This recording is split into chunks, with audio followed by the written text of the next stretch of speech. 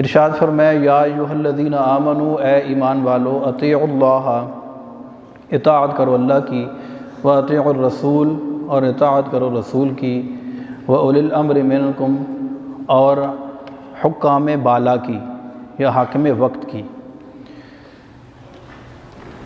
جہاں اللہ اور اس کے رسول کی اطاعت کا حکم ہے، وہاں پر جو ہمارے ملکی قوانین ہیں یا جو ضوابط گورنمنٹ کی طرف سے طے شدہ ہیں ان پر عمل کرنا بھی ہمارے لیے ضروری ہے۔ اور شرعی طور پر بھی ہر وہ قانون جو شریعت سے نہ ٹکراتا ہو، وہ ہر مسلمان پر واجب ہے کہ اس قانون پر عمل کرے۔ دیکھیں، جب کسی بھی ملک میں ہم جاتے ہیں تو وہ ملک ہم سے اس بات کا تقاضا نہیں کرتا کہ ہم وہاں چلے جائیں، یا جیسے پاکستان ہے تو ہمارا ملک کسی غیر ملکی کو یہ فورس نہیں کرتا کہ تم پاکستان میں آؤ، لیکن جو پاکستان میں آ گیا ہے اس کے اوپر ضروری ہے کہ وہ یہاں کے قوانین کی پابندی کرے۔ ہر ملک کا یہی قاعدہ اور ضابطہ ہے کہ ہر ملک کے اندر کچھ قوانین و ضوابط بنائے جاتے ہیں جو بندے کی زندگی کو سہل و آسان کرتے ہیں اور ہر طرح کے سے ہماری حفاظت کرتے ہیں۔ ان قوانین کو فالو کرنا جو ہے یہ ایک اچھے شہری اور اچھے محب وطن شخص کے لیے یہ ضروری ہوتا ہے۔ اور قوانین کو فالو کرنے پر کسی بھی ملک کی ترقی اور تنزلی کا دار و مدار ہوتا ہے۔ یہ دیکھا جاتا ہے کہ اس کے رہنے والے اس ملک کے قانون کو کتنا فالو کرتے ہیں۔ اگر وہ جس حد تک فالو کرتے ہیں اس حد تک وہ ملک ترقی کرتا ہے یا اس کی ترقی کے چانسز بڑھ جاتے ہیں۔ لیکن خدا نخواستہ اگر کسی ملک کے رہنے والے لوگ اس ملک کے قوانین کو فالو نہیں کرتے ہیں، اس کو ڈینائی کرتے ہیں، وائلنس اور اس کو توڑتے ہیں اس قانون کو، تو ایسی صورت میں اس ملک کی ترقی کے چانسز بہت کم ہو جاتے ہیں۔ فیوچر کے اندر وہ ملک آگے ترقی نہیں کر پاتا۔ افراد کے ہاتھوں میں ہے اقوام کی تقدیر، ہر فرد ہے ملت کے مقدر کا ستارہ۔ ہر فرد کی ایک انڈیویجولی اس کی ایک ذمہ داری ہے، اس کی ذاتی ذمہ داری ہے کہ وہ اپنا کس حد تک اپنے ملک کی ترقی اور اس کی فلاح و بہبود کے لیے اپنا کردار ادا کر رہا ہے۔ تو اسی چیز کو قرآن میں بھی بیان فرمایا کہ جہاں تم نے اللہ کی اطاعت کرنی ہے وہ اللہ کے رسول کی اطاعت کرنی ہے، اور وہاں پر اپنے قوانین اور اپنے حکام بالا ان کی بھی اطاعت کرنی ہے۔ اور جیسا کہ آپ جانتے ہیں کہ جیسے کرونا وائرس جو ہی اس کی لہر کئی دوبارہ عہد کرتی ہے تو ہم سب کو کہا جاتا ہے کہ ان ایس او پیز کے اوپر عمل کیا جائے اور ان احتیاطی تدابیر کو اختیار کیا جائے۔ تو ہم سب لوگ اپنے طور پر کوشش ضرور کرتے ہیں کہ ہم اس کو فالو کریں۔ وجہ کیا ہے؟ اس کی وجہ یہ ہے کہ جب یہ کرونا وائرس ہمیں افیکٹ کرتا ہے، ہمیں کسی بیماری میں انفیکشن میں مبتلا کر دیتا ہے، تو خدا نخواستہ ہماری موت واقع ہو جاتی ہے۔ تو اپنی جان بچانے کے لیے یہ احتیاطی تدابیر ہمیں اختیار کرنے کو کہا جاتا ہے۔ یہاں اتنی بار ضرور آپ بھی سمجھتے ہیں اور میں بھی کرنا چاہوں گا کہ دیکھیں، میں اور آپ انسان ہیں، اشرف المخلوقات ہیں، زمین پر اللہ کے نائبین ہیں۔ اللہ تبارک و تعالی نے ہمیں عقل عطا فرمائی، شعور عطا فرمایا، ہمارے اندر قوت فیصلہ عطا فرمائی اور ڈیسیجن پاور۔ اس کے ساتھ ساتھ اللہ تبارک و تعالی نے ہمارے ہاتھوں پاؤں میں ایسی طاقت اور قوت عطا فرمائی ہے، ہمارے دماغ کو اتنی قدرت عطا فرمائی ہے کہ بہت ساری چیزیں ہم قبل از وقت سوچ لیتے ہیں، بعض اوقات سالوں کی پلاننگ کر لیتے ہیں، جبکہ باقی مخلوقات میں اس طرح کی صلاحیت نہیں ہوتی۔ اسی لیے انسان کو اشرف المخلوقات کہا گیا۔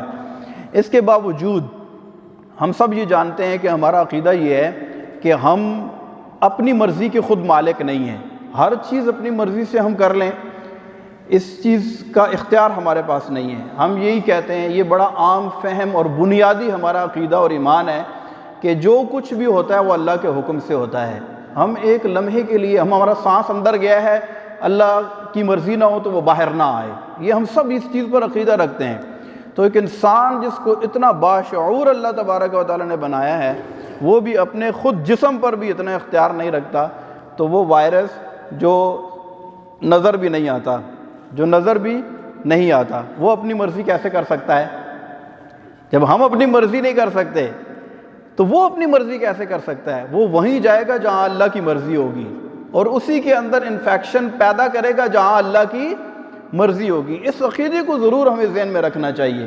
لیکن بہرحال چونکہ اسباب اور احتیاطی تدابیر کو اختیار کرنے کا ہمیں کہا گیا ہے، اور اس پر ہم نے وضاحت بھی پیش کی تھی کہ یہ قرآن و سنت کے خلاف نہیں ہے، اور توکل کے عین موافق ہے کہ ہم احتیاطی تدابیر کو اختیار کریں اور پھر نظر مسبب الاسباب پر رکھیں۔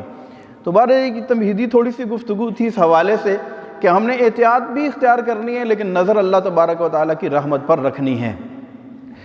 تو بنیادی وجہ کیا ہے؟ جان، ہماری جان نہ چلی جائے، ہم کسی بیماری میں مبتلا نہ ہو جائیں، ہم ہلاک نہ ہو جائیں۔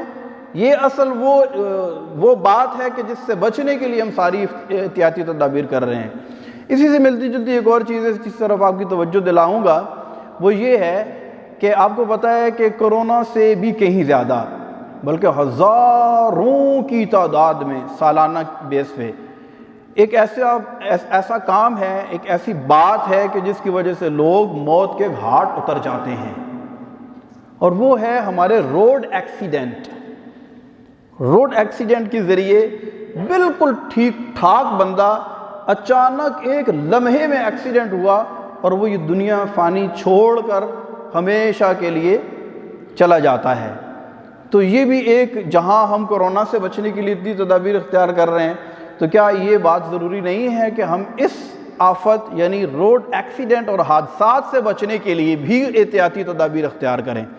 یہ ایک انتہائی اہم ترین موضوع ہے، اور قرآن پاک میں اللہ تبارک و تعالیٰ نے ارشاد فرمایا وَلَا تُلْقُوا بِأَيْدِيكُمْ إِلَى التَّهْلُكَةِ، اپنے ہاتھوں سے ہلاکت میں نہ پڑو۔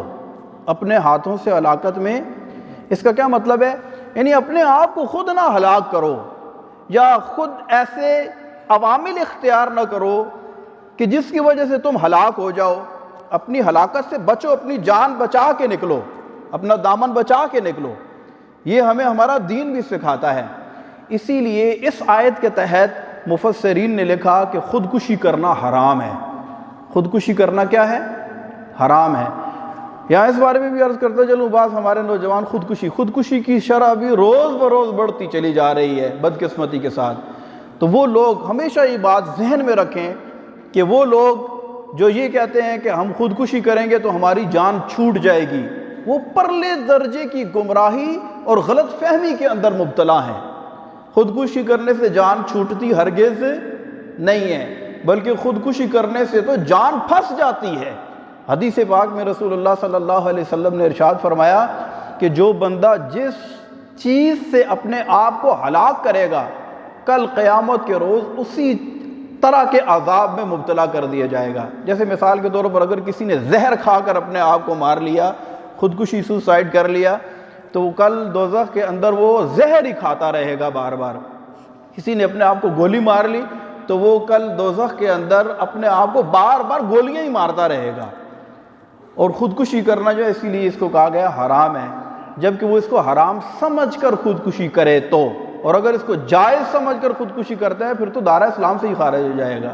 تو یہ ایک انتہائی مذموم اور بزدلانہ حرکت ہے کہ کوئی بندہ خودکشی کر لے، اپنے آپ کو گاڑی کے نیچے دے دے یا اپنے آپ کو کسی بھی ذریعے سے ہلاک کر لے۔ یہاں اسلام میں اس طرح کی کوئی گنجائش نہیں ہے خودکشی کرنے کے حوالے سے۔ تو اسی لیے فرمایا وَلَا تُلْقُوا بِأَيْدِيكُمْ إِلَى التَّهْلُكَةِ، اپنے ہاتھوں ہلاکت میں نہ پڑو۔ اب یہ بات ہو رہی ہے روڈ ایکسیڈنٹ اور اس طرح کے جو ہمارا ایک ٹاپک ہے کہ یہ کیوں ہوتے ہیں، اور اس میں بھی بہت دفعہ یہ بات دیکھنے کو ملتی ہے کہ بندہ خود ایسی حرکتیں کر رہا ہوتا ہے یا اس انداز سے قوانین کو توڑ رہا ہوتا ہے کہ وہ خود موت کے منہ میں خود چھلانگ لگاتا ہے۔ آپ نے ایک منظر دیکھا ہوگا، بڑا ہی دل خراش منظر ہے، اور مجھے تو بڑی تکلیف ہوتی ہے جب یہ منظر میں دیکھتا ہوں۔ آپ میں سے بھی بہت سارے نے دیکھا ہوگا کہ کبھی ایسے ہوتا ہے کہ روڈ کے اوپر یہ موٹر سائیکل چلانے والے لڑکے ہوتے ہیں، یعنی اتنا غلط اور اتنے یعنی کہ خطرناک انداز سے یہ موٹر سائیکل چلا رہے ہوتے ہیں، کبھی یوں جائیں گے، کبھی میرے جیسا کوئی ڈرپوک ڈرائیور ہوتا ہے تو وہ تو اپنے آپ کو بچاتا ہے اور کہتا ہے کہ یار میں کسی طریقے سے بچ کے اس سے جان بچا کے چلا جاؤں، لیکن ان کو شرم نہیں آتی اور ان کو حیا نہیں آتی کہ وہ اس قدر یعنی کہ لوگوں کو تشویش میں مبتلا کرتے ہیں، اور جتنی ٹریفک روڈ پہ جا رہی ہوتی ہے ساری یعنی کہ اتنی پریشان ہوتی ہے، لوگ اس کو دیکھ رہے ہوتے ہیں، وہ مزے لے رہا ہوتا ہے کہ لوگ مجھے دیکھ رہے ہیں، حالانکہ یہ کوئی بہادری نہیں ہے، اور یہ تو بڑی پرلے درجے کی یعنی کہ ایک حماقت والا کام ہے۔ تو ایسے لوگوں کو تو میں قانون نافذ کرنے والے اداروں سے بھی گزارش کروں گا کہ ایسے لڑکوں کو جو اس طرح کی حرکتیں کر رہے ہوتے ہیں روڈ کے اوپر، ان کو کبھی بھی معاف نہ کریں، ان کو روکیں، اور ہمیشہ کے لیے کوئی ایسا ان کا مطلب سد باب کیا جائے کہ اس طرح کی حرکتیں یہ لوگ نہ کریں۔ اچھا، ٹریفک قوانین کی بات ہو رہی ہے۔ ٹریفک قوانین پر ہمارے ہاں روڈ کے اوپر آپ سب لوگ گاڑیاں چلاتے ہیں، زیادہ اکثریت ایسے لوگ ہیں، جیسے ہمارے مسجد کے باہر بھی چاروں طرف دیکھیں تو حد نظر تک گاڑیاں کھڑی ہوئی نظر آتی ہیں، تو اس کا مطلب یہ ہے کہ بہت سارے لوگ گاڑیوں پہ آتے ہیں اور گاڑی چلاتے ہیں۔ گاڑی چلانا تو بہت آسان ہے، لیکن گاڑی چلانے کے لیے آپ کو پتہ ہے کہ لائسنس ہونا ضروری ہے۔ اب ہماری ایک بدقسمتی ہے، ہماری ایک سوچ بن چکی ہے کہ ہم ہر کام میں شارٹ کٹ کو تلاش کرتے ہیں، شارٹ کٹ ڈھونڈنے کی کوشش کرتے ہیں، پیسے دے کے کوئی چیز ہمیں مل جائے، کوئی سفارش کرے ہمارا کام بن جائے۔ لیکن الحمدللہ ہمارے اب قوانین میں کافی حد تک بہتری آئی ہے کہ وہ کیمراز لگے ہوتے ہیں، وہاں پر آپ لائسنس بنوانے کے لیے جائیں، اور وہاں پر ابھی سفارش وغیرہ کا معاملہ جو ہے کافی حد تک کنٹرول ہو گیا ہے۔ لیکن اس کے باوجود ہمارے بہت سارے بھائی ایسے ہیں جو لائسنس 2 نمبر لینے کے چکر میں رہتے ہیں، یار مجھے ٹیسٹ نہ دینا پڑے، میں بغیر ٹیسٹ کے پاس ہو جاؤں۔ یعنی یہ ایک مجموعی طور پر میں آپ کو اکثریت کی بات بتا رہا ہوں، سارے ایسے ظاہر نہیں ہوتے، لیکن میں کہتا ہوں کہ جو بندہ پیسے دے کر یا سفارش کے ذریعے لائسنس بنوا کر اب وہ سمجھتے ہیں میرے پاس بس ایک پروف آ گیا ہے، اب میں گاڑی چلانے کے قابل ہو گیا ہوں، تو یہ بندہ خدا رسول کے درمیان بھی مجرم ہے، گناہگار ہے، اور قانونی اعتبار سے تو مجرم ہے ہی، کیونکہ اس کو اصل قوانین پتہ ہی نہیں ہے، میں نے گاڑی کس طریقے سے چلانی ہے۔ اور اسی کا بات کا منہ بولتا ثبوت آپ کو روڈ کے اوپر ملتا ہے۔ دیکھیں ہماری ٹریفک کس طرح بے قاعدگی کے ساتھ ایک بے ہنگم قسم کی ٹریفک ہوتی ہے، لوگوں کو کوئی اندازہ نہیں ہے کہ میں نے رائٹ جانا ہے، میں نے لیفٹ جانا ہے، میں نے اوورٹیک کہاں سے کرنا ہے، میں نے کتنی سپیڈ پر ہوں تو میں نے کون سی لائن میں چلنا ہے، میں نے لائن چینج کرنی ہے تو میں نے کون سا ضابطہ اختیار کرنا ہے۔ آپ یہ جی ٹی روڈ پہ آپ نکل جائیں کہیں بھی، گاڑیاں یوں ایک ریلا جا رہا ہے اور سارے آہستہ سا جا رہے ہیں، وجہ یہ ہے کہ کوئی بھی پابندی کرنے کے لیے تیار نہیں ہے، جبکہ قانون کو اگر فالو کیا جائے تو جس بندے نے جلدی جانا ہے وہ جلدی پہنچ سکتا ہے، اور جس کو جلدی نہیں وہ اپنی سپیڈ کے اعتبار سے اپنی لائن میں چل سکتا ہے، لیکن ہم لوگ لائن میں چلنے کے لیے تیار ہی نہیں ہیں۔ اور اس کی سب سے بڑی وجہ یہ ہے کہ ہمارے ہاں لائسنس جو لیا جاتا ہے وہ 2 نمبر طریقے سے لائسنس جاری کر دیا جاتا ہے، یا ہمارے پاس لائسنس ہوتا ہی نہیں ہے۔ کئی ایسے ڈرائیور ہیں جو گاڑی چلا رہے ہیں لیکن وہ لائسنس ان کے پاس نہیں ہے۔ یاد رکھیں کہ ایسے ڈرائیور جن کے پاس گاڑی چلانے کا ڈرائیونگ لائسنس نہیں ہے، یا جنہوں نے 2 نمبر طریقے سے ڈپلیکیٹ یا 2 نمبر لائسنس، جعلی لائسنس انہوں نے اپنے پاس رکھا ہوا ہے اور وہ روڈ پہ گاڑی چلا رہے ہیں، تو ایسے بندے جو ہے یہ شرعی طور پر بھی گناہگار ہیں، کیونکہ وہ ایسا کام کر رہے ہیں کہ جس کام کے کرنے کی اتھارٹی یا پروف ان کے پاس موجود نہیں ہے، جس کا کوئی سند ان کے پاس موجود نہیں ہے۔ اور اس گاڑی چلانے کو کیا سمجھتے ہیں؟ یہ کوئی مذاق ہے؟ یہ تو ہم جب گاڑی میں بیٹھتے ہیں تو ہم سب کو تجدید ایمان کر لینا چاہیے۔ آپ کو نہیں پتا کہ کتنے لوگ صحیح سلامت گاڑی میں بیٹھتے ہیں لیکن ان کی لاش گاڑی میں پھنسی ہوئی ہوتی ہے اور گاڑی کو کاٹ کاٹ کر لاش کو نکالا جاتا ہے، آپ سب نہیں جانتے؟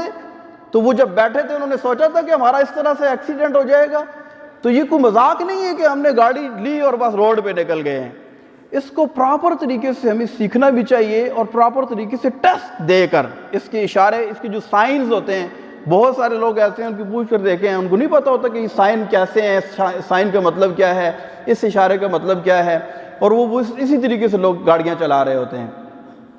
اب بحیثیت قوم، کیونکہ الحمدللہ ہم سب پاکستانی ہیں، سب کہیں الحمدللہ، یہ اللہ کا لاکھ لاکھ شکر ہے۔ میں کئی دفعہ اس چیز کو بیان کر چکا ہوں کہ اللہ کا لاکھ لاکھ کروڑ کروڑ شکر ہے کہ اللہ تبارک و تعالیٰ نے ہمیں ایک آزاد ریاست عطا فرمائی ہے، اور جب ہم اس آزاد ملک کے اندر آزادانہ سانس لے رہے ہیں تو یار ہمیں کیا مصیبت ہے کہ ہم اس کے قوانین کو توڑیں اور خود اپنی بھی ہلاکت کا سبب بنیں اور لوگوں کو بھی تشویش میں مبتلا کریں۔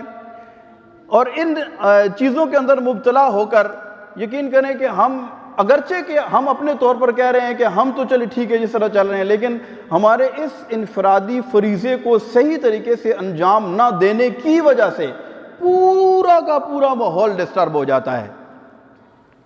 تو ہمارا یہ ساری بات کرنے کا مقصد یہ ہے کہ ٹریفک قوانین کے مطابق اپنی گاڑی کو چلائیں۔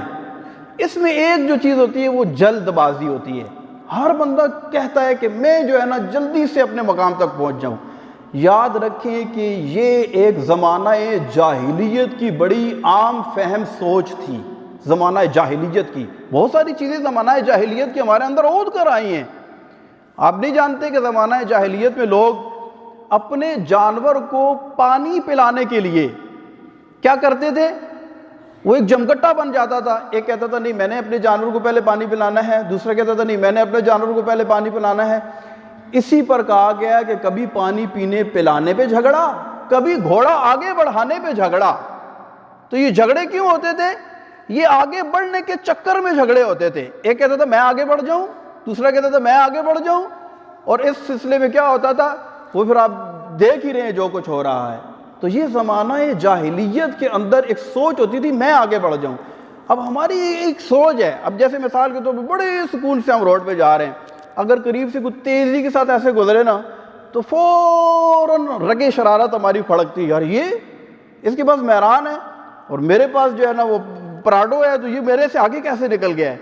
اگرچہ ہمیں کوئی جلدی نہیں ہوتی، اگرچہ ہمیں کوئی پریشانی نہیں ہوتی، کوئی ایمرجنسی نہیں ہوتی، لیکن اس ساتھ والے کے تیزی کے ساتھ آگے گزرنے کی وجہ سے ہمیں غیرت محسوس ہوتی ہے۔ ہم کہتے ہیں یار یہ میرے سے آگے کیوں نکل گیا ہے، تو فوراً ایک دم ہم بھی ریس دبانا شروع کر دیتے ہیں۔ ہو سکتا ہے کہ ہمارے پاس سے جو بندہ تیزی سے گزرا ہے اسے کوئی ایمرجنسی ہو۔ تو اس طرہ کی جو سوچ ہوتی ہے نا آگے بڑھنے کی، ہمارے روڈ کے اوپر بسوں والے آپس میں ریس لگا لیتے ہیں، ایک بس والا دوسرے کے ساتھ، اور اندھا دھند بسیں بھگا رہے ہیں، راستے میں کوئی موٹر سائیکل والا اس کا خیال نہیں کریں گے، گاڑیاں گزر رہی ہیں۔ اور یہی وجہ ہے کہ ہمارے ہاں ایکسیڈنٹ کا ریشو بھی روز بروز بڑھتا چلا جا رہا ہے۔ جب تک ہم ان قوانین کو صحیح طریقے سے فالو نہیں کریں گے، ہماری انتہائی قیمتی ترین جانیں وہ بغیر کسی وجہ سے روڈ ایکسیڈنٹ کا نظر ہو کر اس دنیا سے چلی جائیں گی۔ تو ان تمام چیزوں کو ہم نے ذہن میں رکھ کر گاڑی چلانا ہے، جلد بازی نہیں کرنی۔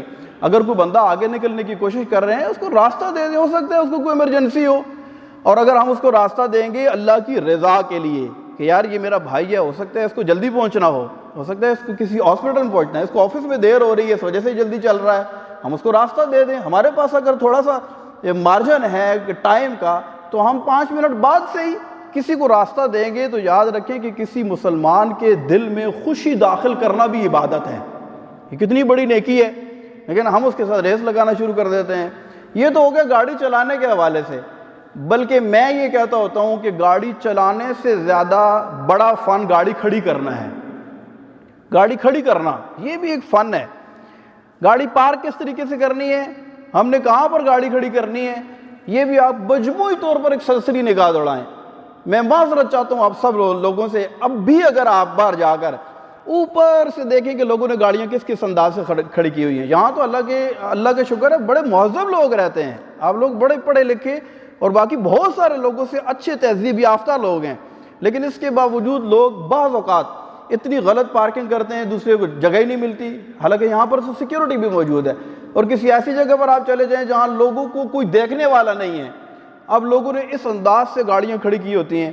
میں نے کئی ملکوں کے اندر دیکھا کہ لوگ اپنی سکرین کی جو سامنے والی سکرین ہے اس پہ اپنا موبائل نمبر لکھ کے جاتے ہیں۔ خدا نخواستہ آپ کو پتہ ہے پارکنگ کی پرابلم تو ہوتی ہے، رش بہت زیادہ ہوتا ہے، جگہ اتنی زیادہ نہیں ہے، پارکنگ زیادہ نہیں ہے۔ اگر آپ نے گاڑی کھڑی کی مجبوراً کہ غلط گاڑی آپ نے پارک کر دی ہے تو آپ کا نمبر آگے لکھا ہوا ہونا چاہیے کہ جو بندہ آئے جس کی پیچھے گاڑی کھڑی ہے وہ آپ کو فون کرے کہ مہربانی کر کے یہاں سے گاڑی ہٹا دو۔ بعض اوقات تو سامنے والے کسی آفس میں بندہ بیٹھا ہے، اب وہ گھنٹہ بیٹھا رہے گا، لیکن جس کی گاڑی پھنسی ہوئی ہے اس کو کیا پتا ہے کہ وہ بندہ سامنے بیٹھا ہوا ہے، اب وہ بیچارہ ادھر اسٹک ہو جاتا ہے۔ یہ کئی دفعہ ہم سب کو یہ تجربات حاصل ہوئے ہیں۔ گاڑی کھڑی کرنے کے، حالانکہ پارکنگ کے اوپر جو ہے نا باقاعدہ لائن لگی ہوئی ہوتی ہے، تو کوشش کریں کہ لائن کے اوپر گاڑی کو کھڑی کریں تاکہ ہمیں بھی پریشانی نہ ہو اور دوسرے بندے کو بھی پریشانی نہ ہو۔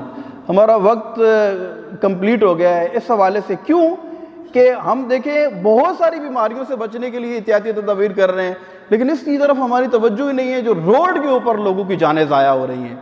یہ اسی صورت میں ممکن ہوگا کہ اس کو کنٹرول کیا جائے کہ جب ہم سب یہ ٹھان لیں گے اور ہم سب یہ نیت کریں گے کہ انشاءاللہ ہم نے قوانین و ضوابط کے مطابق اپنی گاڑی کو ڈرائیو کرنا ہے اور اس کو پارک کرنا ہے۔ اللہ تبارک و تعالی ہمارے اس وطن عزیز کو ہمیشہ کے لیے سلامت رکھے اور ہم سب کو حقیقی معنوں میں اس کے ساتھ محبت کرنے اور اس کے قوانین پر عمل کرنے کی توفیق عطا فرمائے۔ آمین بجاہ النبی۔